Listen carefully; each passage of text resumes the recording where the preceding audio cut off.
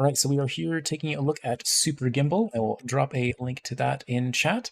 And we are joined by the two developers of the game, Zax and Seth. Hello, how are you doing? We're doing good. How are you? Yeah, good, good.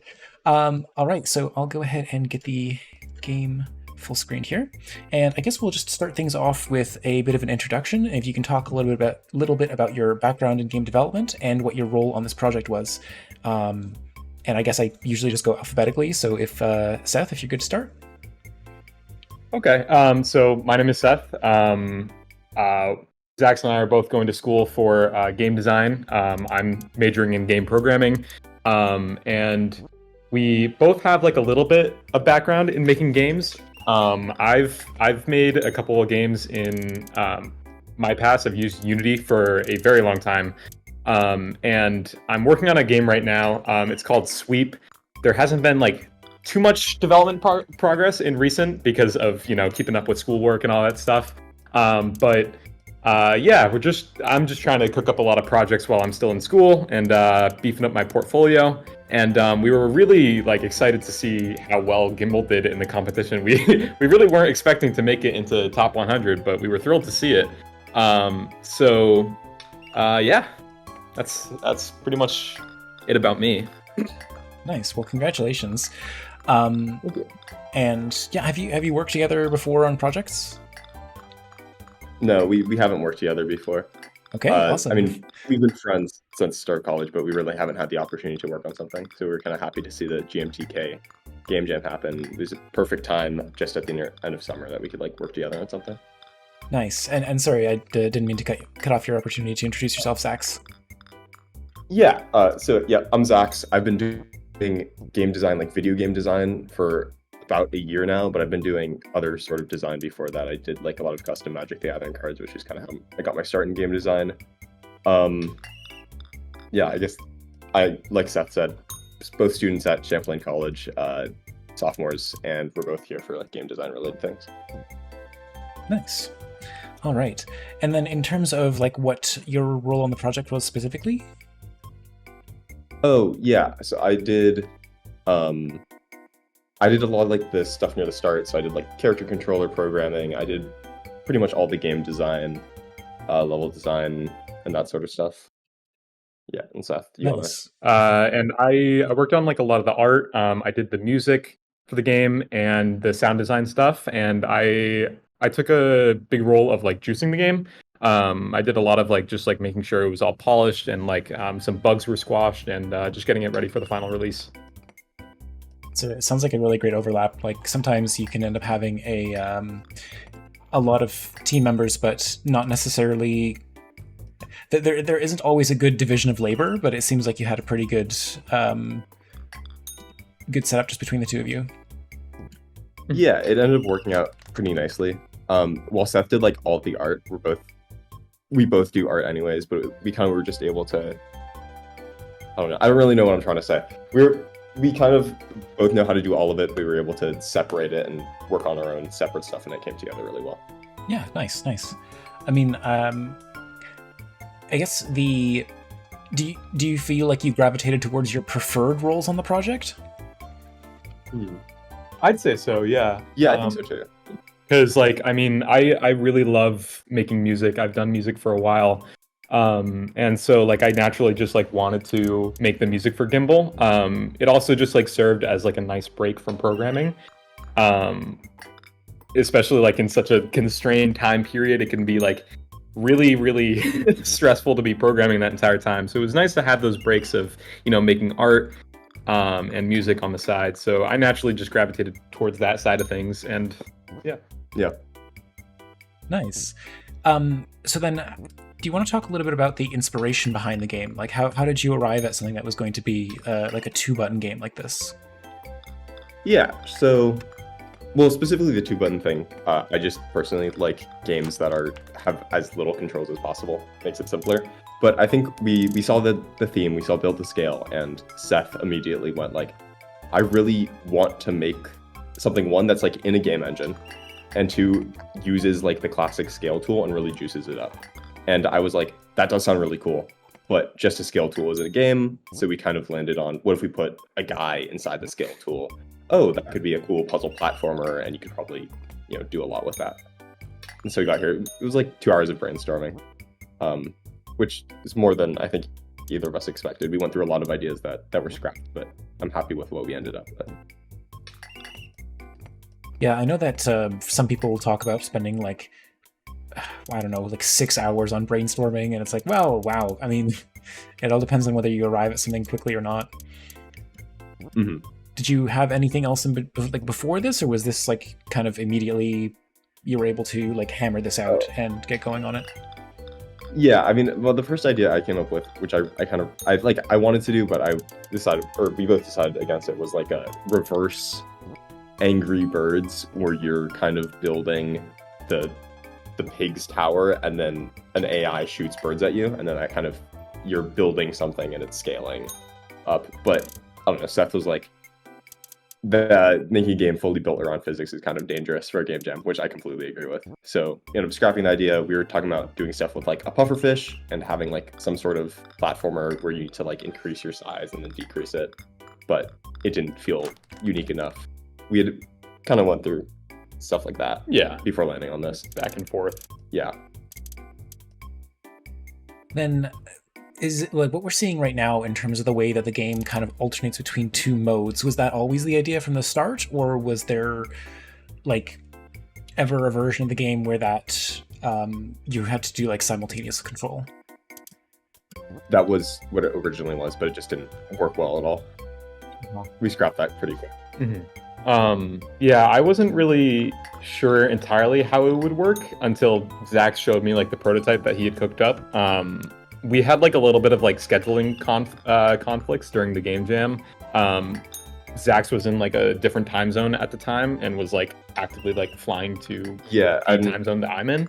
I had an entire day of travel that I couldn't work. Yeah, and then there was also like I had multiple shifts that I was working as well, like during that week, and I did end up getting one of them covered, which freed up a lot of time. I wasn't really entirely sure how it would work at first. I thought we would be using WASD to move the character, and I thought it was pretty smart what Zax did of having the controls very, very limited, and I think it took a lot of the strain off the player and made the player or made it so we could come up with more levels that would revolve around the limited controls as well. Yeah. So I think it worked out pretty well. Yeah. One thing I learned while trying to design levels for this game is that there's actually not that many puzzles you can do with this box mechanic and the moving guy. I think before I needed to introduce more mechanics like this flag. The only thing that the only levels I had was like use the box as an extra wall for wall jumping. That was the second level you did, and like use the wall so you don't run into spikes. Like I don't know, there was a lot of level design problems with this box, and I think it kind of made the game perfect for a 4-day game jam, but I don't know how well this game would scale mechanically into like a larger thing. Yeah, it's certainly true that every once in a while, you sort of run into a game idea that feels like it will fundamentally only work in the scope of a jam, and I think that's what jams are perfect for, getting those ideas out, and also as a test bed for like a prototype you've always wanted to make, or for some people it's just a like hobby expression of like, hey, I don't get to make games very often, so this is just, I'm going to dedicate a weekend to this because I haven't made a game in however many months.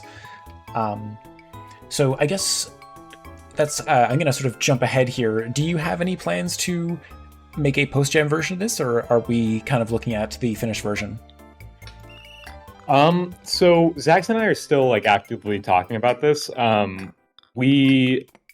We're getting like we feel quite burnt out on the project. We do want to release like a post-jam version that is like has like a lot of bugs ironed out, maybe a couple extra levels.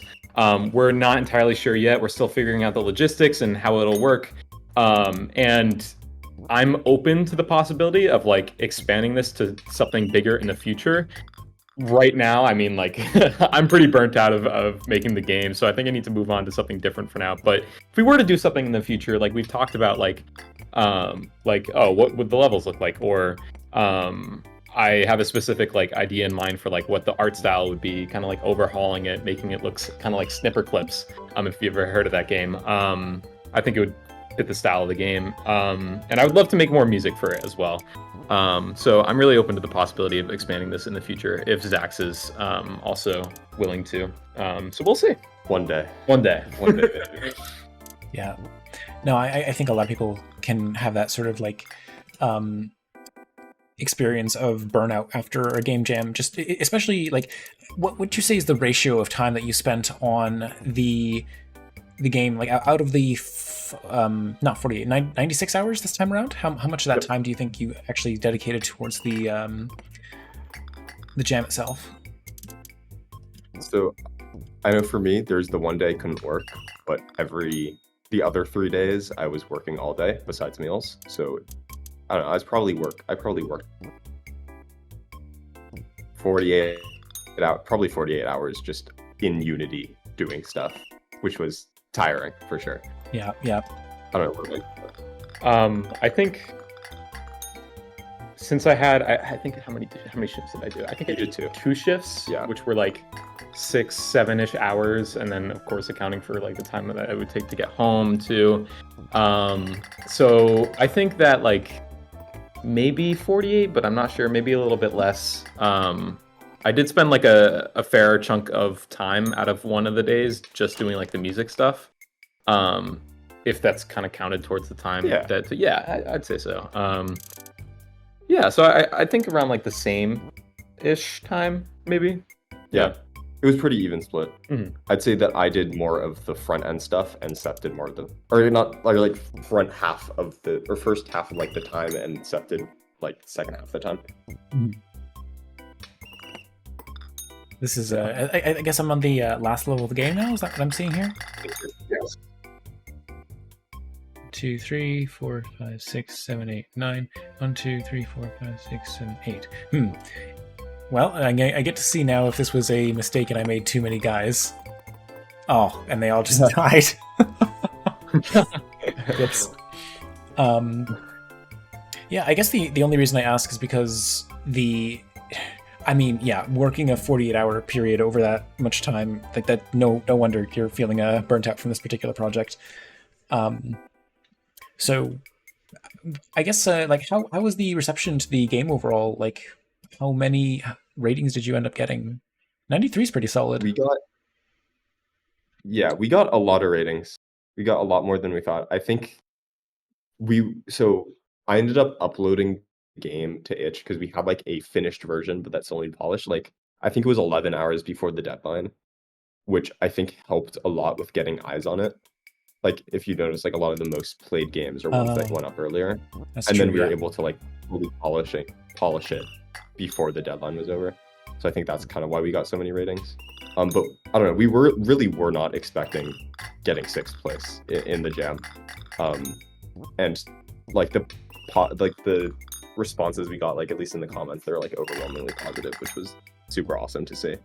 Just because I think this is my first game jam, and it's I think Seth's first like big game jam. So it was just very, I don't know. Yeah, made us very happy. We were very surprised to see how many people were commenting just like nothing but peaches and cream, you know? Yeah. It was a huge like boost in just like, I don't know, felt really good to see all that positivity coming from the game, and glad to see that so many people liked it. Yeah. No, that's awesome for your first jam experience. I guess I'm gonna mention this because one of our frequent viewers on the channel here had an experience where one of the first GMTK jams they participated in, they got like 134th overall, and they have been chasing that high ever since. So I don't know. I really do wish you the best of luck in future jams, but I just hope that you don't end up. Yeah, if you sort of get my meaning there. No, I understand what you're saying.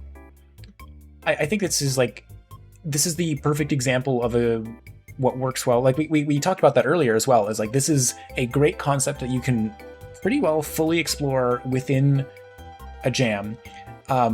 because as you said, like if you were to make this game any bigger, any longer, it would probably need more mechanics. It might need a more complex control scheme, but Yeah. it's really like clean visual polish, nice music.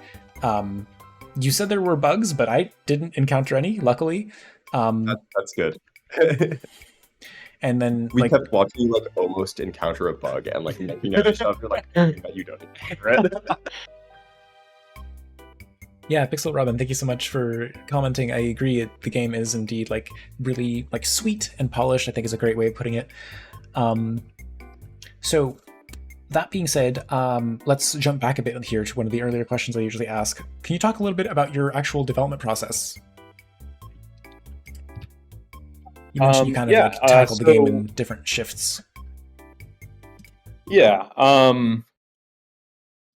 Time management was a big key part of it. As we said, you know, like difficulties in like travel and work complications and stuff like that. But the development process was like we spent a couple hours brainstorming, and then we landed on this idea. Zax showed me the initial prototype not long after. I think it was like the night of like when I got home from work. He showed me, and I was like, wow, this is amazing what you cooked up, and I'm excited to keep working on this. It was a big boost of motivation, I think, and I really started to work on the art side of things, just to kind of like ease myself into it. And I made like the tile maps that night, and I started working on the player sprite and kind of like prototyping like what the player would look like and stuff like that. And stuff kind of just like fell into place from there, I'd say. I spent like a little bit of time the next day, or actually a fair amount of time the next day, working on the music of the game. And then switched to like fully focusing on just like programming for the second half of the jam's duration. Mhm. And that's how the development process at least went on my end. Zach, so you want to add anything? Yeah. Normally, when I make games, I like getting art in as early as possible, which I don't think is a good thing. I think like you should focus on mechanics more first. But it did mean that I was really appreciative when Seth was like, hey, I have like all the art for our game, so now all the mechanics you made look nice, and then that gave me a boost of motivation to keep working on stuff. I went through a lot of like, I don't, never in a project before this have I had to like scrap so much code and ideas. I like reworked how the box moved 3 times throughout the jam, and I probably lost like 4 hours, and I guess it's not losing time because, you know, the end product ended up being better, but that was a little stressful. Like originally the box was, instead of being a scale tool, it was like the rect transform. For people that don't know Unity, it would be like PowerPoint presentations when you edit an object and you can like drag the edges. But we decided that didn't work as well for the theme, so I had to scrap that. And then also I was thinking that the box would be better if it was like locked to a grid. So I spent a long time coding that, and then ended up just working terribly and not feeling as well, so I had to scrap that.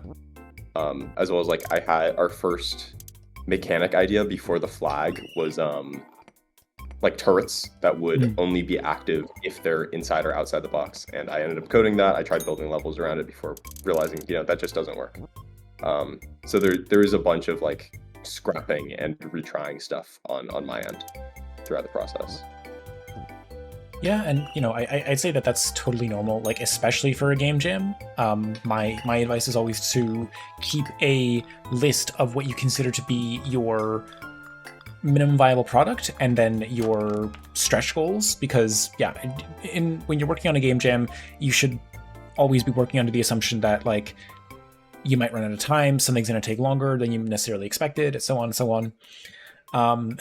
Hello, Lime Blossom. Thank you so much for the raid with the party of 2. Welcome, welcome. So yeah, I guess the like you briefly mentioned that you want to like go in and fix a couple bugs in the maybe a post-gen version if we get that. Can you talk a bit about what those are? Because I'm kind of curious at this point.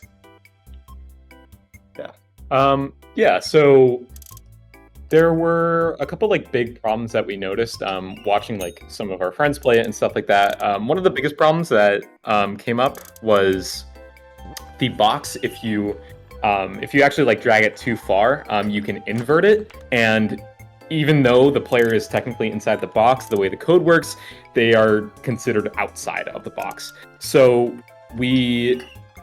I found this bug fairly early, and I tried to fix this as soon as possible before the jam deadline, but we ended up realizing that we would have to change the entire box again, rewriting it for the third time, and we were like, we can't sacrifice that much time. We just gotta let bygones be bygones and like just not work on this. But what it resulted in is, like, if you try inverting the box here, you don't really notice that it is inverted. It looks exactly the same. Mm-hmm. Like close to exactly the same. So our friends were like, I just died for no reason, and we like also didn't know why for a while. Yeah. But I don't know. There are a couple comments of people saying like, hey, I died for no reason, and we think this is what happened. Yeah. That was a big complication, and another thing was the introduction of the flag mechanic, because we were short on time, and we thought we were going to use the turrets at first. The flag mechanic ended up being like a little bit rushed in regards to like the level design. We thought we could have done like a little bit of a better job introducing it. That's one of the main critiques that we saw in all the comments, is that like they got stuck on the flag mechanic and weren't really sure how to proceed without like the guidance from the screenshots that we provided. So if we worked on like a post-jam version, we would definitely add like another level or two in between to really give the player ample time to recognize, the gimbals have to be outside of the box and the flag has to be inside for them to spawn at the flags. And I feel like that would definitely improve like the quality of gameplay and just like the flow of things. Those were like the two big problems I think that we would tackle first. Yeah. I can say, like, for my part, what threw me off is the fact that I saw that little sticker that said no clip, and I'm like, what does it mean to like, am I gonna go clip through the wall? Like, that specific word usage is what was throwing me off there. I realized that after, like, wow, I should have written like anything else there. I think I would switch it to like out of bounds or something. Would kind of maybe explain it better. I don't know. I was kind of hitting myself in the head over that once the game released. Or like some graffiti that like had the box like visually like over the flag or something. Something like that. I mean, there's of course going to be critiques that pop up with any game jam game. Like, it's never perfect, so like we shouldn't beat ourselves up too much about it. And if we end up working on it more, then we'll definitely like fix that. But yeah. So the what do you think was the most difficult problem that you encountered during the jam, and what was your solution?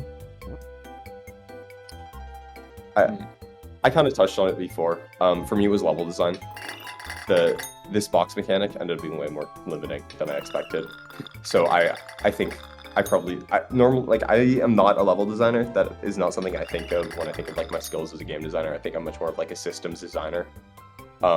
So trying to figure this out was a hassle. I think I spent probably like 8 hours doing some sort of level design, which I don't know. I did not find super fun. So yeah, that was my biggest challenge. One of my biggest challenges, I guess in general as a game developer, not just for this game, but I have a tendency to like overthink systems a lot. Like I love system development. Like I think it's really cool. I love the back end of video games. I think like all that stuff that like making a system to reuse as much code as possible is just super interesting to me. But it happens to be my fatal flaw as a game developer, because I'm constantly trying to rewrite, make things more optimized, and way too early in the process trying to reuse as much code as possible rather than focusing on gameplay, trying to get it like fun, and it's something that I'm actively working on. So that's something that I think was my biggest challenge to overcome during this, because there were multiple times where I was like, this would be so much better if I just rewrite it and it would fix all these problems. And I realized like, there's too hours before the jam Yeah. is over. You can't do that. The rewriting they're talking about is my poorly written code. I'm a game designer and a game programmer, so I think that might have been like a little. any code in a game jam game is definitely horrible. So I don't. Yeah. It's not going to be perfect. Yeah, I mean, I guess it's the it's the trade-off of working on a game jam specifically. It's like, because a lot of what you're describing is the right way to approach great game development on a long-term basis, but not necessarily for game jam development and not necessarily for prototype development, right? In those cases, you're really just optimizing for get this made as quickly and throw it at the wall, see what sticks, be ready to be flexible, get ready to change things, tear things out, add new things in as necessary. So yeah, I mean, I guess that's you're talking about it in terms of something that you need to work on and overcome, and like I would say there is always the danger of early optimization. That's certainly true. But I guess the thing that poses the largest danger is like you might not again, if you optimize early, then that feature could be changed or cut, or the requirements of the project could change for some reason, right, and then that work was kind of down the drain. Whereas if you go too far without optimizing, then suddenly you're building like shaky code on top of shaky code, and that can also lead to its own issue. So it is a fine balance, to be sure. Yeah, true. All right. Well, I guess I want to make sure I ask if if anybody has any questions in the questions from chat they want to get posed to either one of our guests. Please feel free to type those in now. Also, Lime Blossom, yeah, thanks again for the raid, and I'm glad that you could be here for the stream. But in the meantime, while we wait to see if anyone has any questions, do you want to talk? Is there any other projects you want to point people towards, like long-term projects, or perhaps social media channels you'd like to plug? Yeah, so I don't have any long-term projects I'm working on at the moment. My Twitter is @videozax if people want to follow it. I can, yeah. And where I'm just kind of post general stuff I'm working on game design wise. Yeah, that's it for me. I'm not working on anything long term. Yeah. I'm just trying to get some, like, I'm mostly focused on schoolwork. Mm-hmm. I'm working on something fairly long term. If you are interested, I will. Actually, I don't think it's on there. If you're interested in seeing some of my other stuff that I'm working on, I think my Discord is linked on my SoundCloud. sorry that I don't have like a concise place to put everything yet. I'm still working on it. But if you do want to reach out and see what I'm working on, I'm cooking up a 3D like Doom mashed up with Minesweeper right now. It's a really weird like prototype that I'm cooking up. It's very awesome. And I'm making the music, I'm making the art, I'm working on the programming for the game, and it's coming along very well. So if you're interested, Offer Ends Soon, which is on my SoundCloud, and it's also on Spotify. You can check that out. It's one of the songs for the game. Yeah, so if you're interested, my Discord should be in the SoundCloud. If it's not, then I will put it there. And feel free to reach out. You can both post links in chat. You can include the Twitter, which I couldn't find, and also the Discord link. I can see @snerds on Discord, but I don't see an actual link to the Discord. Oh yeah. I'll post those in chat. Yeah. I think I gotta log in real quick. I'm sending. Or you can send it to me. You can just send me the links in Discord, and I can paste them to chat as well. That works. Okay. Yeah, I'll do that real quick. But yeah, that is a wild genre combination in terms of the like Doom Minesweeper. So if you would like feedback on that at some point, I would love to take a look at the project. Because in addition to these sort of interview type things, I also regularly have people on the stream to just like play their games out and give feedback. I'm not necessarily doing as much of that on Super Gimbal right now because A, it sounds like it might be a little while before you get back to this one, and B, you got 93 ratings on the jam. I'm sure you got plenty of feedback to sift through. Mm-hmm. But yeah, like super well done. Like I think that it's a nice fun little experience. And I think yeah, as you said, you really managed to explore um, the sort of mechanical framework of what's the possibility space. There we go. I was like, what's the word for that? Yeah, there we go. Yeah. Yeah. So thank you both so much for joining me on the stream here to check out Super Gimbal, and I look forward to checking out any future projects that either of you end up working on. Always feel free to drop by and submit. Thank you so much. Thank you for having us. Thank you. And I just wanted to quickly mention, like, no questions came in, but we did get Serene Jellyfish saying congrats to both of you for doing so well in the jam, and a series of clapping emojis from Pixel Robin. Thank you so much. All right, thanks a lot. Bye for now. All right, thank you. Bye. Have a good one. Thanks.